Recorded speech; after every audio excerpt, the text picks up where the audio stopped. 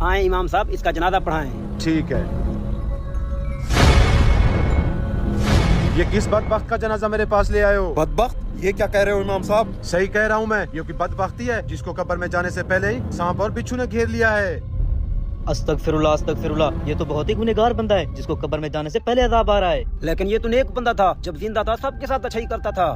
कहाँ का नेक बंदा है, इसे मरे हुए बस 2 घंटे हुए हैं और अभी से इसे कीड़ों मकोड़ों ने खाना शुरू कर दिया। हाँ सही कह रहा है ये, हम इस गुनहगार का जनाजा नहीं पढ़ते। अगर हमने इसका जनाजा पढ़ा तो हम पर भी अजाब टूट पड़ेगा। चलो रे सब यहाँ से। अरे भाई साहब रुक जाओ। भाईजान सुनो, मेरा बेटा बहुत नेक बंदा था, ये 5 वक्त का नमाजी था और रोजाना कुरान पाक की तिलावत करता था। इतना नेक बंदा था, फिर इस पर अभी से अजाब क्यों आ रहा है? मुझे इसके बारे में सब कुछ बताओ। अब इसकी कौन कौन सी खूबियां बताऊं इमाम साहब? मैं बहुत ही गरीब और मजदूर बंदा था, इसने हमें गुर्बत से निकालकर हमारे हालात बदल दिए और ये गरीबों की बहुत ज्यादा मदद करता था और इसका सबके साथ अच्छा रवैया था। हाँ हाँ अब्बा जान सही कह रहे हैं, मेरा भाई कोई जालिम नहीं था जो उस पर ऐसा अजाब आ रहा है। तुम लोगों की बातों से तो ऐसा लग रहा है जैसे ये नेक बंदा हो, फिर इसके साथ ऐसा क्यों हो रहा है? मेरी तो कुछ समझ में नहीं आ रहा।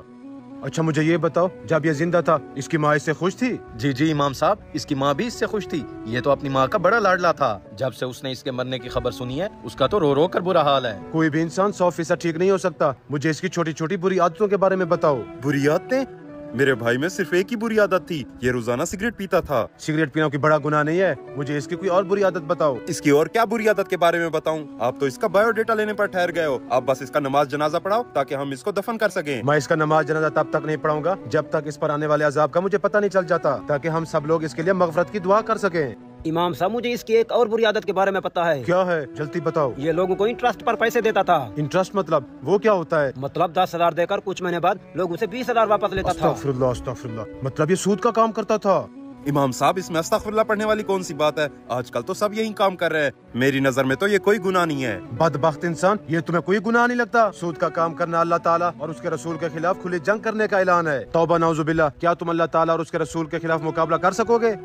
ला हौला वला कुव्वता इल्ला बिल्लाह, क्या सच में सूद का काम करना इतना बड़ा गुनाह है? जी बहुत बड़ा गुनाह है। आजकल सूद को प्रॉफिट और इंटरेस्ट का नाम दिया हुआ है, जिससे भोले भाले लोग बेवकूफ बन रहे हैं, लेकिन उनको कुछ पता नहीं है कि आखिर में सूद का अंजाम यही सख्त अजाब है। इमाम साहब मुझे आपकी सारी बात समझ आ गई। मैं अपने गुनाहों पर तौबा करता हूँ और आपसे गुजारिश है कि मेरे भाई के लिए मगफरत की दुआ करें।